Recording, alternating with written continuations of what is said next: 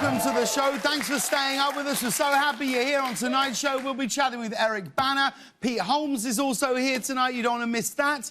Reg, Ian, I've done it. We've all done Pete Holmes's podcast. Yeah. You've done it, Ian. You've done it, Reg. Who do you think he prefers out of the two of you? What do you reckon? Reggie, for sure. Yeah, you think? Yeah. Why is that? Why? I don't know. I just feel like maybe you guys connected on a deeper level. He likes to talk about like sex and God, and yeah. I don't have either of those in my life in a big way. Whereas Reg has got one of those. Yeah, I do have one. I do have one. Nick, you used to produce Pete Holmes' TV show, right? Yeah. Yeah? Yep. Ever any issues with sales on that show? I don't think we had any issues with sales, but you know, I was just thinking, I've worked with a lot of late night shows, and they've all had issues here and there, but they all turned out fine, so I'm not really sure what I've been so worried about. Yeah, yeah! There you go. Yeah. There he is. There he is. There he is. He's back in the game, Nick Bernstein. After yesterday, he was all just like, oh, I'm going to get fired. And now he's like, it's fine. That's absolutely the attitude. It's my olive branch to the trust tree. Yeah. Oh. He doesn't need an olive branch. He doesn't need an olive branch. You know why? No one falls. Nobody falls in the trust tree. No one. You might hit a couple of branches, but someone will catch you. 100% true. Yeah. Should we, give America what they've been waiting for? Yeah, I mean, my mom said that's what she's waiting for, so. Your mum was like, have you seen the news? And you're like, no, we're about to do it. So it'll be there in, I guess, 8 hours? In Montana, I think Reggie's mom will see it in like 8 hours. Yeah. Like the news. Yeah, in 8 hours. But she says she's ready. She said she stopped watching Bill Maher just to watch our show, so. The Bill Maher show's on a Friday night on HBO. Well, she's an iPadder. Okay. Time is irrelevant. Time's irrelevant. She can watch. Do you ever find it weird when your mum's on an iPad? It is. Do you know what I mean? Because we share an account, and I see the algorithm gets screwed up all the time. When I see my mum on an iPad, I'm like, that doesn't look right. Mine zoomed right past me. At first, I was like the technological one, and it was like one day showing her how to use it, and she was like, what's a computer? And then like, cut to 3 years later, and she's like, always on it, downloading apps and stuff like that, sending it to the TV. I have no idea I don't know how to do any of it. I'm always amazed how people can just connect their, like, phone to a TV. I've done it, like, once, and it took me an hour and 3 phone calls. Do you know what I mean? Like, I'm constantly... People are like, oh, no, I'll just airdrop it to the screen. I'm like, what? What are you talking about? I remember the first time I saw anybody airdrop something to a screen. It was Ben Winston at our house. He was like, he was trying to show me a thing on his computer. He's like, well, I'll send it to the TV. And I was like, okay. And then it was like on the TV, and he just put in like a 4-digit code. And I was like, how did you do that? And he said, I've airdropped it. And honestly, he could have been speaking Chinese. I didn't know. I didn't know what that meant. Yeah. He wears a lot of blazers with T-shirts, so you could see him being able to do that pretty easy. That's true. Yeah. Knowing how to airdrop to a TV is a big blazers and T-shirt thing to do. Well, I would say yes, and I would press you that by saying in the daytime. Yeah. Because I think if you're blazer T-shirt in the evening, you don't know what you're doing. No. Like, you don't know. You could be either. But if you're wearing that at midday, you can Venmo. I don't know how to Venmo. I don't know how to Venmo. I don't know how to Venmo. Someone said to me, can you Venmo me the money? I went, sure. I went out of the restaurant, walked down to an ATM, got the cash out and went, there you go, there's the Venmo. Because I genuinely don't know how to do it. This does not surprise me. Yeah, useless. I'm absolutely useless. I had to write you a check once. But I'm sort of happy at that. I'm all right. I'm okay with that. I don't have internet banking. I don't know nothing about the cloud. I love how we call it a cloud. Oh, no, just send it to the cloud. It's not a cloud. It's a load of hard drives in Utah. Yeah. That's why you're sending it. Calling something the cloud is the best piece of sort of advertising ever. Because if it was called the hard drive in Utah, none of us would send it. Well, it's that time. It's time for the news.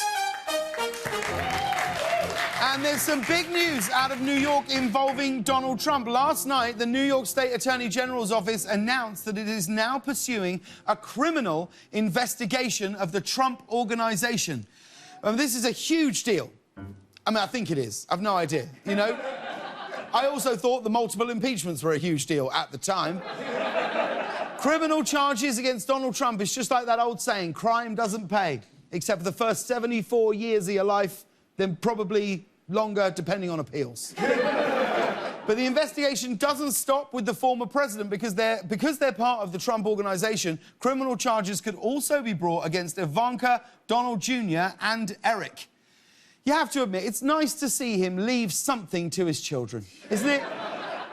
It's very serious, though. They're saying it's possible Eric Trump could be tried as an adult.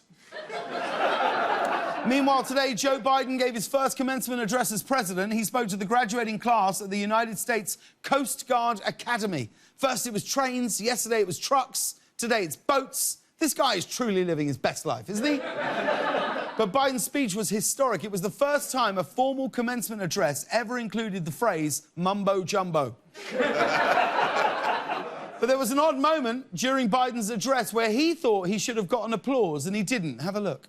I can only assume that you will enjoy educating your family about how the Coast Guard is, quote, the hard nucleus around the Navy forms in times of war.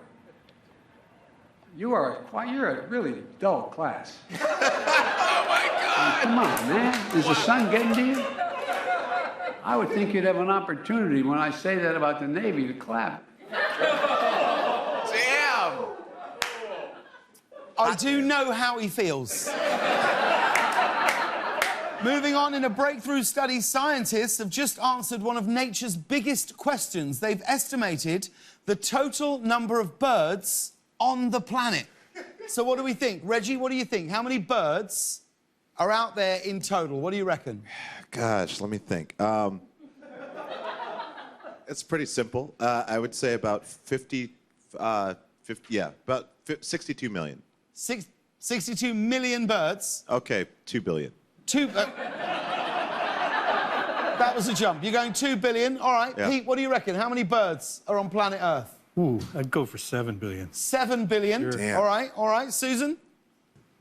Maybe 7,000,000,001. So, wait, this isn't The Price is Right. No one's going home with a toaster. It's not... You're going 7,000,000,001. Well, you're all wrong because the total number of birds on the planet is 50 billion. 50, yeah. That's so many birds. Or maybe it isn't. I've no idea how many birds there's meant to be. I don't know. Also, here's my thing. There's no way there's exactly 50 billion birds. Like, someone's rounded that up or they've rounded that number down, you know? If you're going to count the birds, tell us the actual number. That's what I'd say. I'll say this, though. If there was ever a bird uprising, I think I could personally handle 16 birds. I think that's my limit. Like, you know what I mean? You grab 2 of them, tie them together like nunchucks, you're taking out 50, 60 birds. I know, but I don't know if I've got the resources to get the birds, tie them together. I'm just talking on my own, just...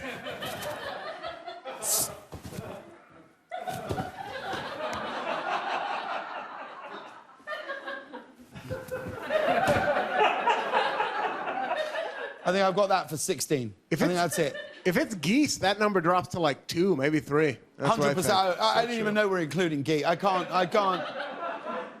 know that I could take a single goose. I'm not even getting in on swans. No Swans. No. All you ever got told as a kid was that a swan could break your arm. Did you ever hear this? That's true. I heard that too. It's like swans are, no, look, Peter, oh, don't go near it, it could break your arm. Yeah. Break your arm, that swan. What's your favourite bird? Thank you so much for asking that. I can't believe I just did, but I did. It's if I'm having a down day, it's a raven. If I'm having fun that day, it's a scarlet macaw.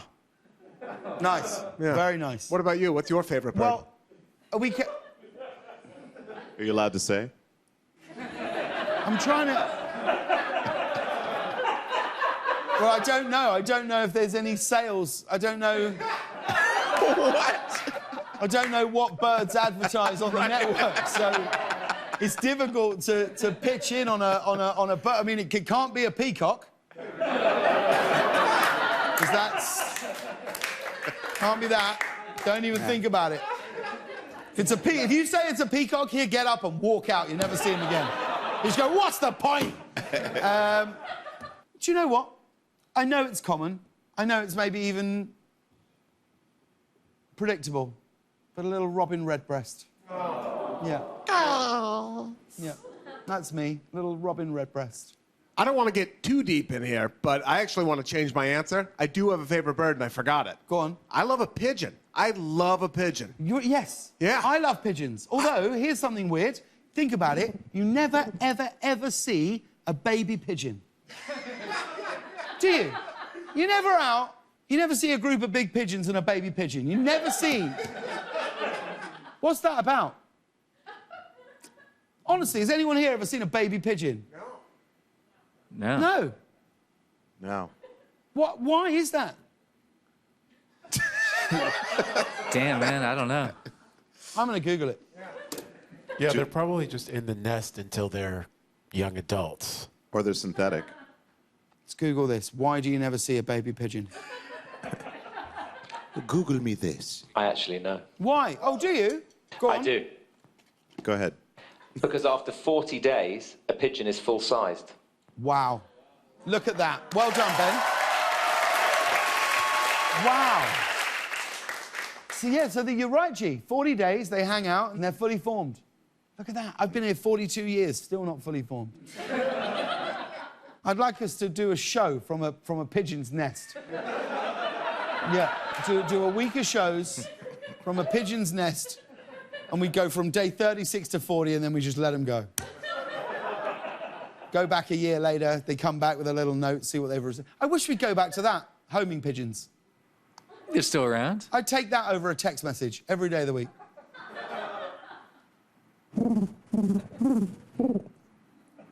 You up.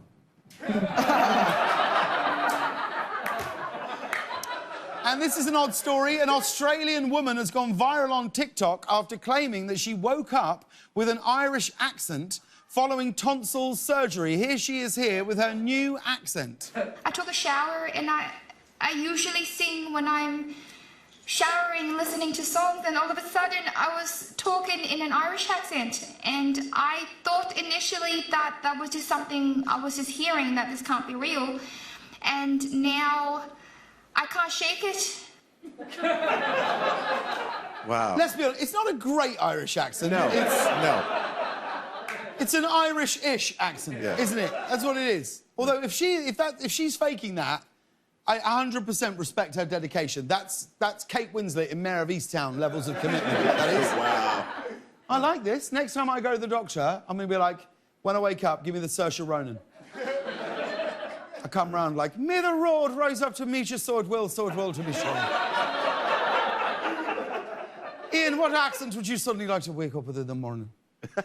Whatever Sam Elliott's accent is, I would love to wake up with that.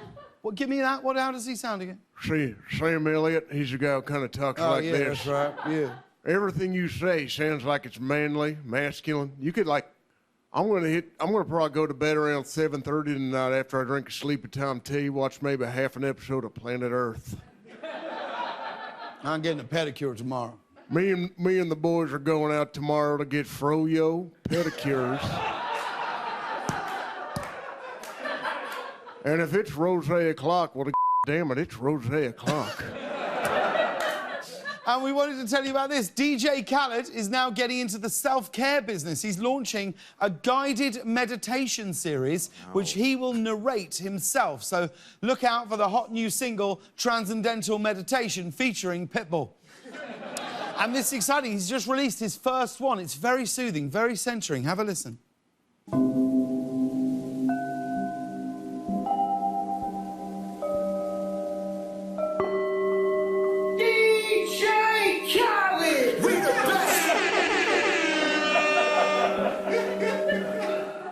Another one. Yeah. Who'd be the best person in here to do a guided meditation Reggie. app? Reggie Watts. Hi, how are you? Take 2 deep breaths out. Deep breaths out. That's good. Take 3 more breaths out. Now imagine yourself inside of a pigeon. I've got to breathe in. Now breathe in. Breathe in now. Sorry about that. I forgot about that. Oh, that actually made me quite lightheaded. I was, for a while once, a friend of mine, we were in a slightly panicked situation about 12 years ago, and a friend of mine was going to me, and he was going, just breathe it, just do deep breaths, deep breaths, deep breaths, deep breaths. And he said to me, he went, in through the mouth, out through the nose, in through the mouth, out through the nose. Oh. Which is obviously wrong, but at the time, that's all I heard, so I was going...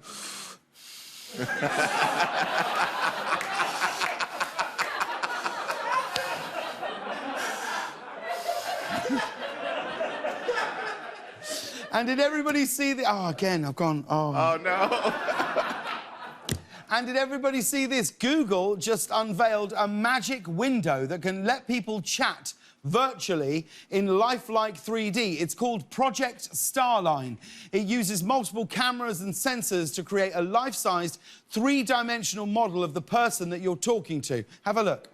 Can you see me? Say hi to Auntie. Oh, my gosh, I love you. So, you look beautiful. So it's FaceTime. That's what it is, it's FaceTime.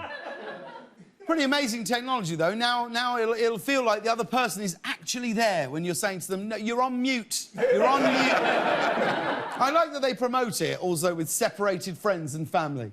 You know? As if this won't be used exclusively for pornography. And finally, Dunkin' Donuts has teamed up with a paint retailer to create official pink and orange interior house paints, just like the Dunkin' logo. It's a way to make your place look like a Dunkin' Donuts and a way to guarantee you will never get full custody of the kids. But you should be warned. I tell you, I bought a few cans of this Dunkin' paint. I tell you what, it tastes like Not to be outdone, Arby's is also entering the world of home goods by releasing this line of loose meat bedsheets.